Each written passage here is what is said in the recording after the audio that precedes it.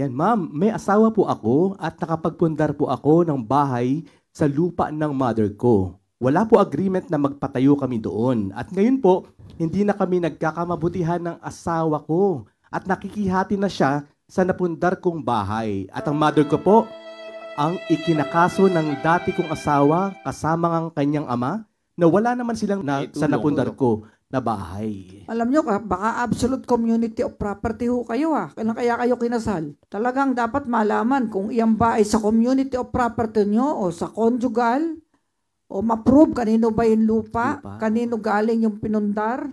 Oh, hiwalay na sila ng asawa niya, di ba? Parang ganun. Opo, hiwalay na po sila. Punta po kayo sa PAW para magkaintindihan at magaling po sa persons and family relations sa mga PAW lawyer. Kasi day-to-day life po ng mga tao, problema yung asawa, ari-arian, kapatid, anak, biyanan. Yan po ang araw-araw, kaya may mediation po sa PAW. Punta po kayo, welcome po kayo sa pinakamalapit na district office sa inyong tahanan.